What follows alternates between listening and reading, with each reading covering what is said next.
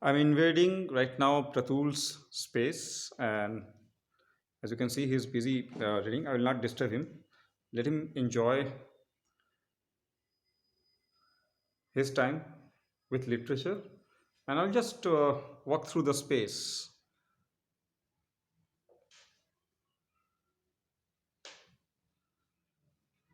It's a mysterious space, basically. It's a space. It's a kind of a laboratory of creativity, and as you can see, his works are scattered all around.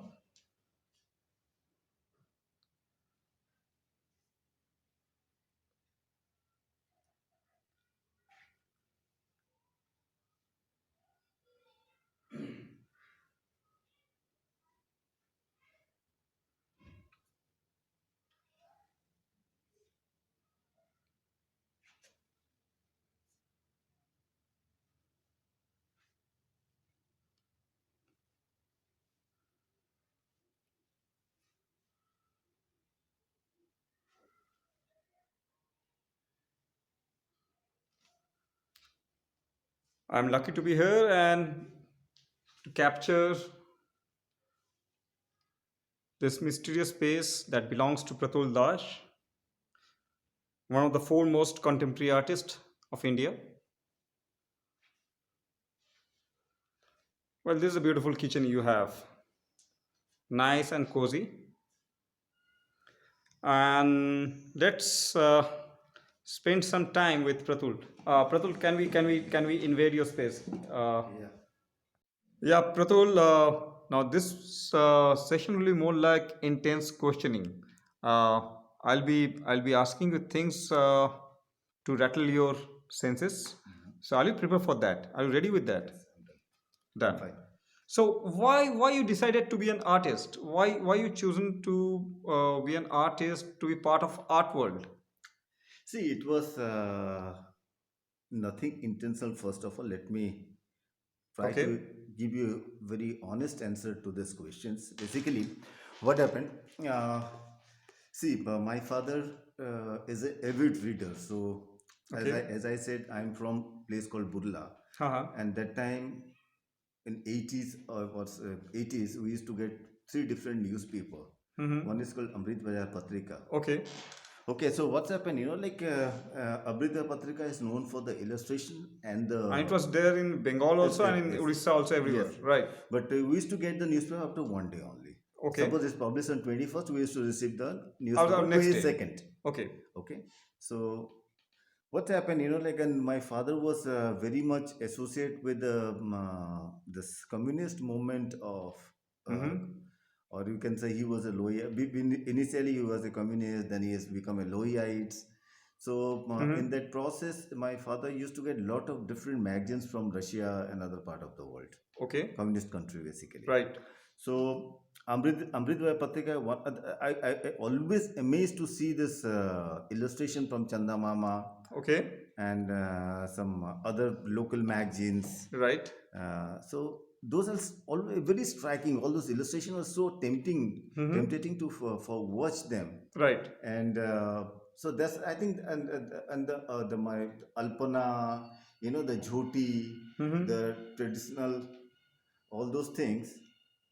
Uh, Somewhat those are things inspired me, You inspired you. influenced me. So it's never a kind of and the particularly the murti, the Ganesh The, Murti, Saraswati the Murti. idols. There's a Okay. nearby. There's a during the Ganesh Puja and Saraswati Puja. There's a, used to be a kind of atelier of a Okay. Why they atelier used to build the idols and all that. idols and all that. Right. So I used to go and sit there, and I really enjoyed the process while the artisan was making those sculptures, those pieces. Mm-hmm. Right.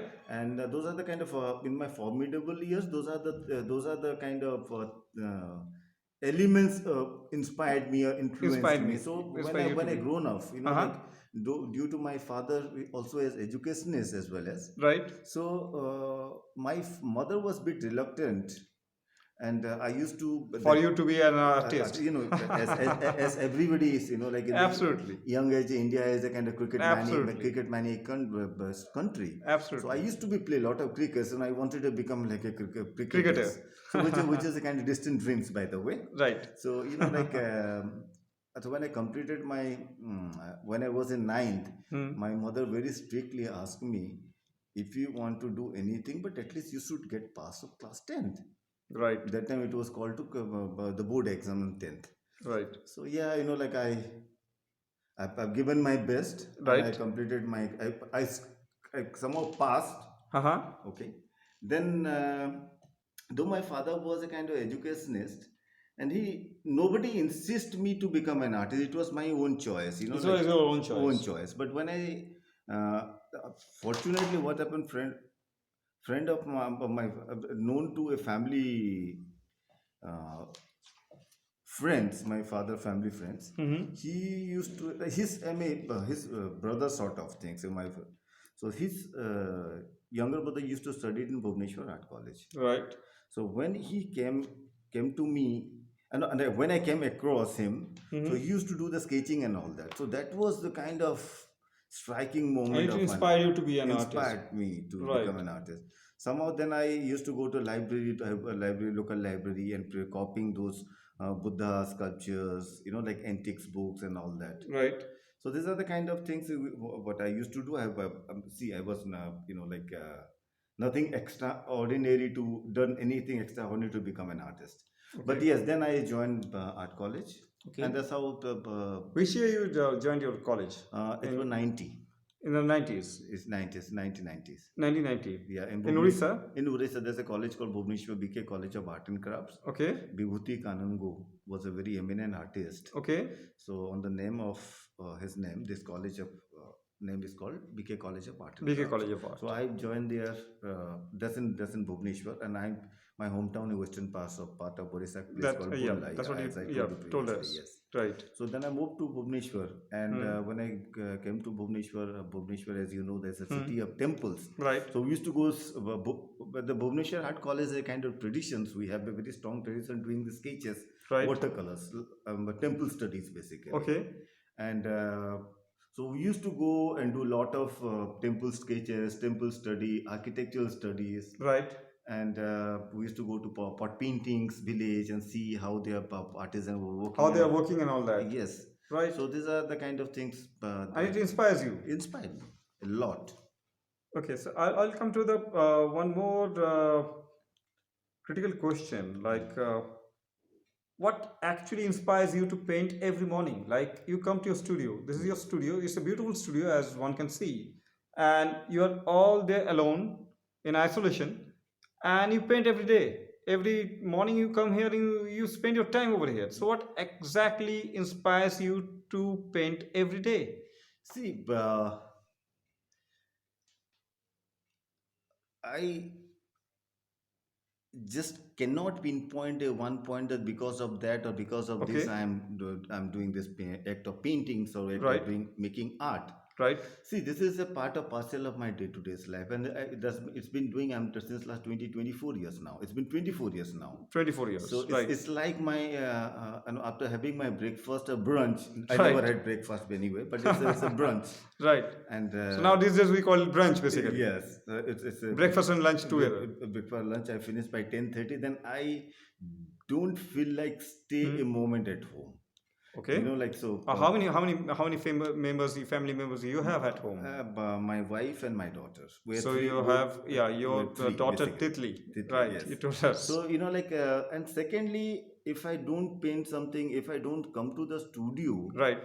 it doesn't. See, it is true that I do come every day to the studio. It's like a ritual to me. Mm-hmm. If I don't come, I feel frustrated, get irritated. Okay. So I have to be in the studio, whether I do any works or not. That doesn't matter. At least I can spend some time with my books. At least I can read something.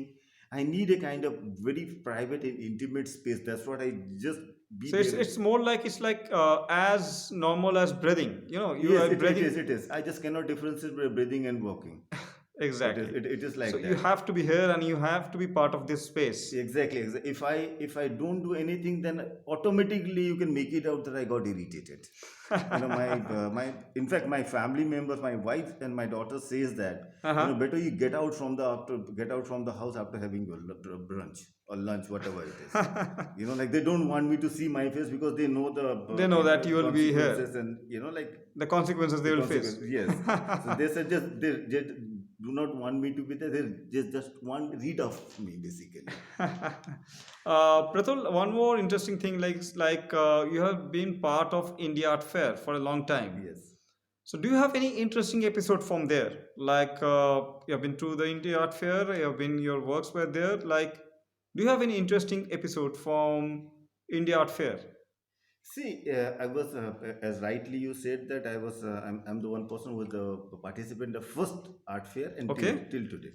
okay. So, And I believe that was like India Art Summit. When it yeah, started, it was India Art Summit, exactly right. When it was started, it was India Art Summit, and right? that used to be in Pragati Maidan. At Pragati Maidan, Yes. exactly. So now it's moved to the Okhla Okhla industrial area, industrial area. exactly. Well, see, before India Art Summit, we did not have any such Absolutely, fair in India, any art, such a mega event in terms of art in India. absolutely. Well, so though it is a purely a commercial and business oriented space, but Mm-hmm. in simultaneously one can explore a different kind of works. Right. That's the best part of India Art Fair. In any art fair, you can say In that, any because art I'm fair, part of a few other art fair also in the world. right, So it's a very interesting in the way that you can see so many different kind of works. Being an artist, I'm saying, right, though art, there's a fair mean for a different purpose right, altogether. right. But yeah, at least once you were there being an artist, at least you can interact with some collectors Absolutely, basically,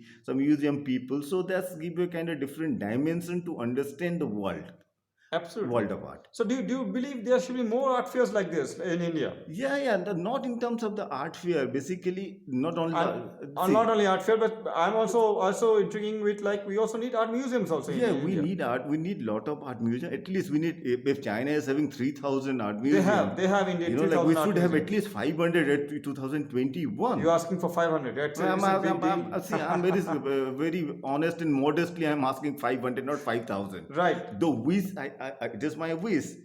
If we could have 5,000 museum, right. so the entire thing would be very, very different Why in the not? global context. If you look at the other last time when I was in France, I was in Paris. Right, I was just Google some kind of information, trying to gather some info. I came across the kind of data right, which was published. That data was from 2013, if I'm right. not wrong. Okay, So there was the museum and cultural tourism okay. has contribute 30% of GDP of France. Wow, Okay, wow. the So two, it's basically earning money, earning basically money. The country is earning money. If you look at through art. yeah, through art and cultural tourism. Right, Like like if you go to Italy, the tour museums and cultural tourism are contributing almost 48% wow. of GDP. Wow.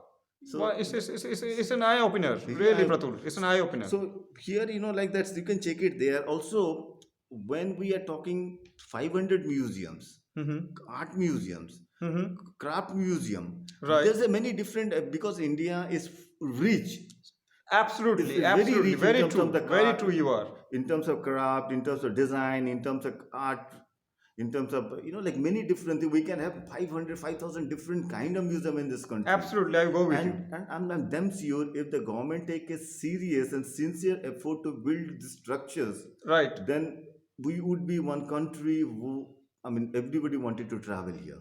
Right. Absolutely. And the government can generate a huge amount of Revenue through art. revenue through art.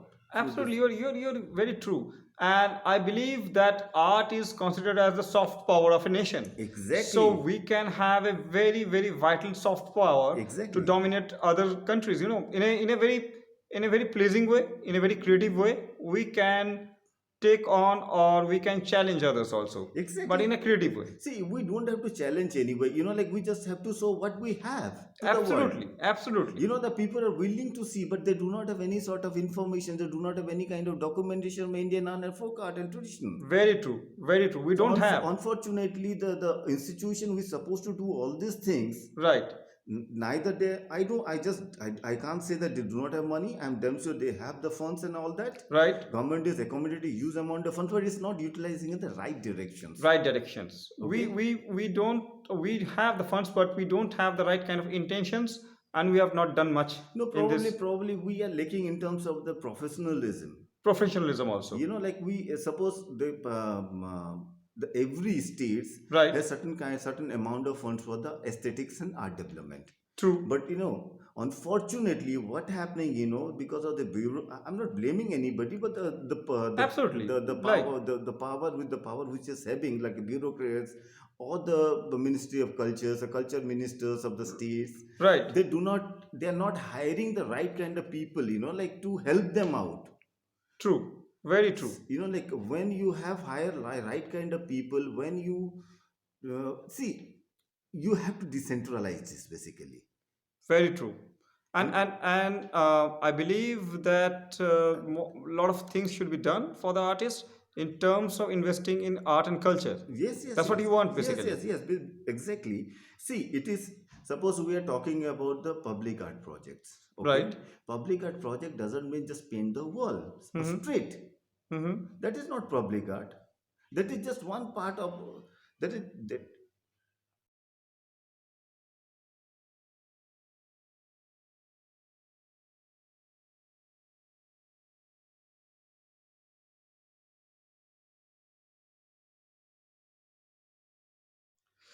Yeah, you were talking about the public art, and let's talk about that. Let's do some actual, brainstorming. Mhm. And you have done a lot of public art also, Yes, installations and all that. yes. So what exactly you want to talk about that? See, as I said previously, that there is lot of funds in the culture ministry, and the Right, government of India having a particular sort of a particular budget for the public art projects right, or beautify the city. right, Okay, but unfortunately, what happening is that right. in the name of public art, Mm-hmm.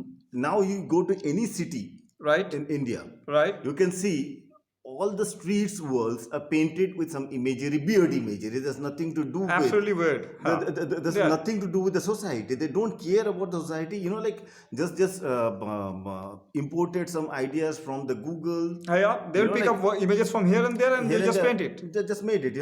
Do some sort of no, some sort of juxtapose in the Mm-hmm. Photoshop, and that's become a kind of story. They hire few young artists, young students, Right. give them very minimum wages, and They'll just do it. that's finished. So, That's not going to change the persona of public art in India. so Basically. what exactly is public art in your view? See, public art has to be interactive. Okay, Interactive.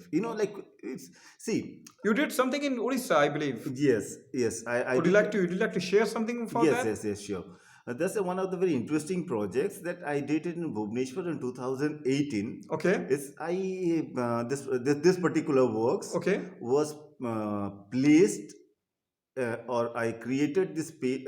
The space was, but see, the curator showed me the few different spaces, and I choose a particular space. perfect. It's next to the Bindu Sagar. Bindu Sagar is a huge pond, Okay, which is like 10-15 acres pond. okay, It's a huge, massive pond. okay, It's situated in the center of okay, middle of old town of Orissa, where you can see 10,000 small and big temple.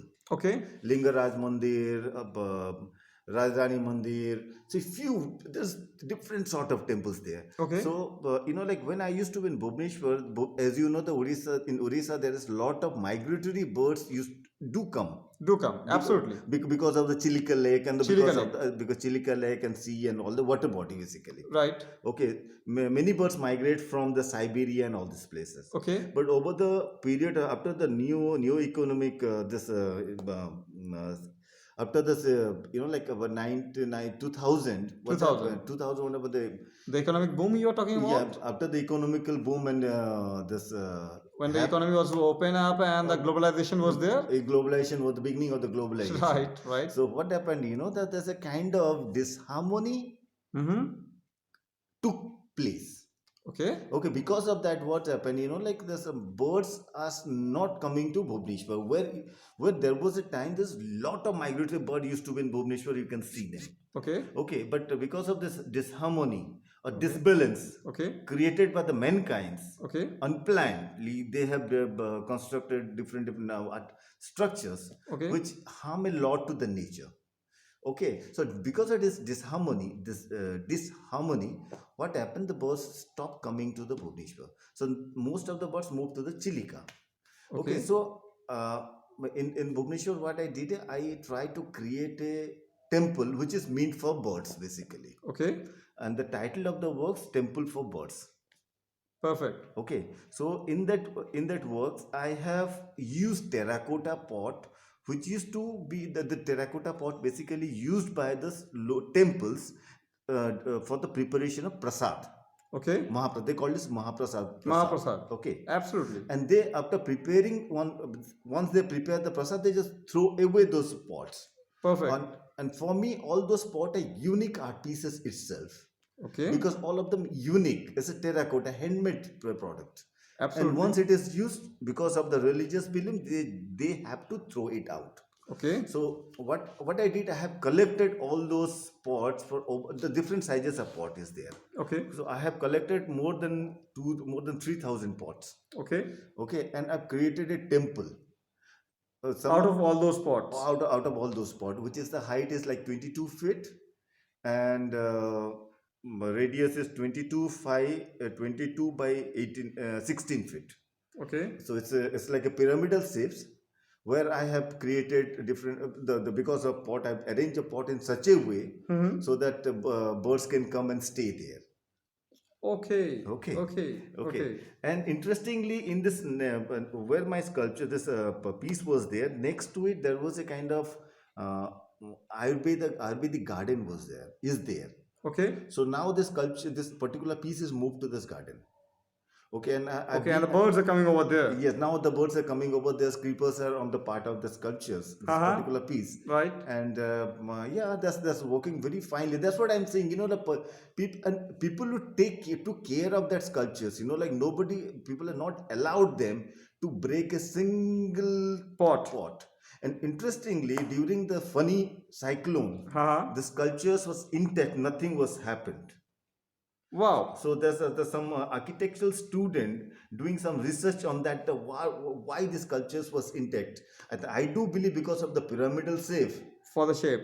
For the shape, this nothing was happened to the sculptures. So that's what I mean to say. When we are doing a kind of public art projects, Mm-hmm. it should be for the public. It For the should public. be benefiting someone, Beneficial for the public. and as well aesthetically beautiful. Aesthetically.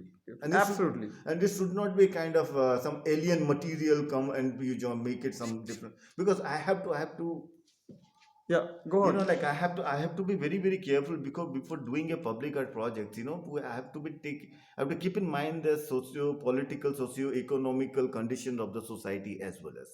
Perfect.